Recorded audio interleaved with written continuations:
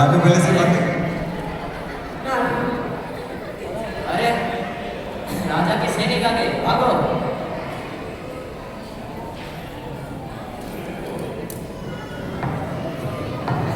कुछ समय पश्चात कुछ गांव वाले एक संत के साथ आते हैं। कुछ समय पश्चात कुछ गांव वाले एक संत के साथ आते हैं।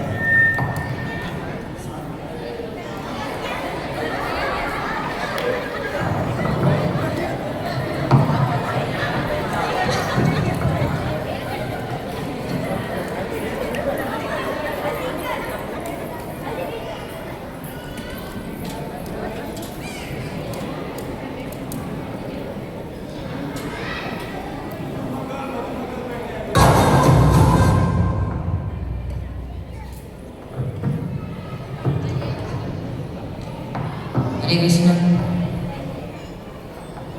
आज का प्रवचन मैं इसका चालू करूँगा। भगवान कृष्ण के बारे में मैं क्या बताऊँ। वह बहुत ही सुंदर बालक के रूप में वृंदावन में रहते हैं। उनका रंग श्याम वर्ण है और उनके गले में चिंतामणि की माला है। हाथों में हीरो मोतियों के कंगन है। उनके सिर पर फूलों से भरा हुआ, मोतियों से भरा हुआ और रूबियों से भरा हुआ मुकुट है। उसमें मोर पंख है।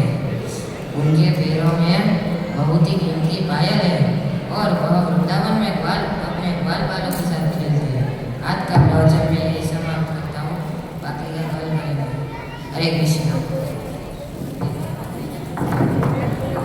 तत्पश्चात सभी गांव वाले चले जाते हैं, परंतु गोवर्धन चोर उन पर कार्य लेकर कुछ सोचता रहता है। सच में बालकृष्ण इतने सारे गहनों के साथ वन में खेलते हैं। मुझे वहां जाना चाहिए। इतने आभूषण मिलेंगे तो मुझे कभी भी चोरी करने की आवश्यकता ही नहीं पड़ेगी। गोवर्धन डाकू वृंदावन की ओर निकल पड़ते हैं। कुछ समय सोचने के पश्चात गोवर्धन संत के पास जाता है और उसके गले पर खंजर रखकर बोलता है, साधु सच सच बता, जो भी बताया कि बालकृष्ण इतने सारे आभूषण के साथ घर पे खेलते हैं, क्या यह बात सच है? हाँ भैया। क्या नाम बताया था तुमने उस बालक का और उस वन का? वृंदावन और कृष्ण। क्या वो सच में अलंकारों से सुशोभित होता है? हाँ भैया। ठीक है, तुम्हें जाने देता हूँ। गोवर्धन डाकू वृंदावन की ओर निकल पड़ता है। पूरे रास्ते में वह बोलता रहता है, रटता रहता है, हे कृष्णा, हे वृंदावन, कृष्णा वृंदावन। क्या नाम था उनका? वृंदावन। हाँ बराबर। और उस बालक का क्या नाम था? कृष्ण। हाँ बराबर।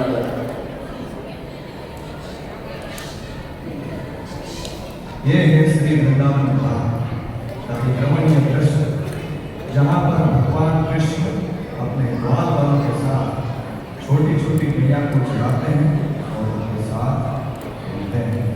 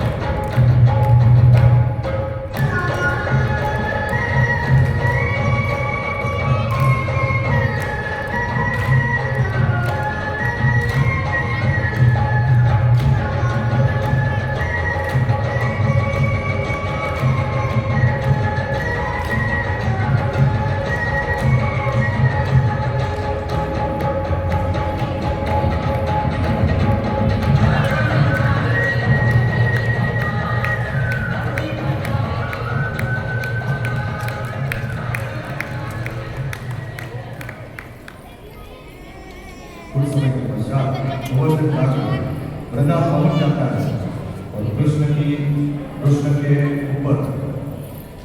ऊपर नीचे से दूर से दिखता है कृष्ण। हे बालक, क्या नाम है तुम्हारा? लोग मुझे कृष्ण कहते हैं, कोई मुझे श्याम सुंदर कहता है, मेरी मैया मुझे गोपाल कहती है और राधा रानी मुझे। बस ठीक है। ये बताओ, ये जो तुमने आभूषण पहने क्या ये असली है? हाँ, बताओ।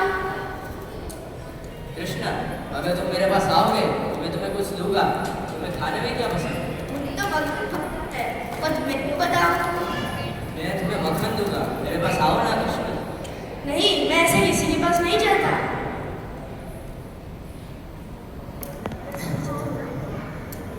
तो क्या मैं तुम्हारा आभूषण ले लूं? पहले तुम ये बताओ कि तुम कौन हो और यहाँ क्यों आए हो? मैं डाकू हूँ, मैं चोर हूँ। पता है, मैं भी चोर हूँ। नहीं, यह नहीं हो सकता। तुम तो कितने प्यारे हो, कितने कोमल हो, तुम क्या किसी का चुराओगे? सोच लो, फिर तुम्हारी चोरी ना कर लूं। क्या बालक, क्या तुम मुझे अपना आभूषण दोगे? नहीं, अगर तुम इसे ले लोगे तो मैं यशोदा गुस्सा करेगी। दे दो ना कृष्ण। ठीक है, ले लो।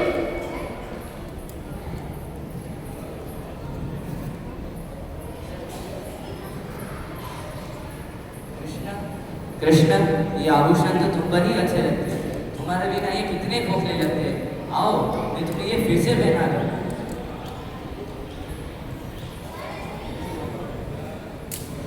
बस मैं चाहता हूँ, मैया यशोदा मेरी राह देख रही होगी। नहीं कृष्ण, तुम मुझे छोड़ के मत जाओ। नहीं, मुझे जाना होगा। फिर वादा करो कि कल तुम वापस आओगे। ठीक है, मैं अवश्य आऊंगा। अगले दिन गोवर्धन डाकू भगवान कृष्ण को मिलने जाता है। कृष्ण अब तक नहीं आया, अभी तक नहीं आया। आज उसके आते ही मैं उसके सारे आभूषण ले लूंगा। लेकिन अगर वह नहीं आया तो? नहीं, उसने मुझसे वादा किया है, वो जरूर लाएगा। कुछ समय के पश्चात कृष्ण आते हैं। कृष्ण को आना देख गोवर्धन खुश हो जाता है और उनके पास आकर उनको आलिंगन करता है। कृष्ण, तुम आ गए। कितनी देर लगा दी तुमने? आओ, मैं तुम्हारा आभूषण ले लूं। नहीं, ये तो मैया यशोदा ने मुझे पहनाए हैं। अगर तुम इसे ले लोगे तो गुस्सा करेगी। दे दो ना कृष्ण। ठीक है, ले लो। गोवर्धन कृष्ण की पहने ले लेता है। फिर कुछ समय के बाद वीरू ने वापस पहना देता है। ऐसा कई दिनों तक चलता था। गोवर्धन प्रतिदिन गहने उतार लेता और उनको वापस पहना देता। एक दिन कृष्ण उनसे बोले, बस यह तुम रोज क्या करते हो? रोज मुझे बुलाते हो, रोज मेरे आभूषण ले लेते हो। बस अब मैं नहीं आऊंगा, मैं जा रहा। नहीं कृष्ण, मुझे छोड़ के मत जाओ। मैं यहाँ कांच के टुकड़ों के लिए आया था, लेकिन मुझे तुम मिल गए। अब मैं तुम्हारी सेवा करके जीवन व्यतीत करना चाहता हूँ। कृपया मुझे क्षमा कर दो कृष्ण, मुझे छोड़ के मत जाओ। चुरा लिया ना तुम्हारा दिल, कहा था ना मैं भी चोर हूँ।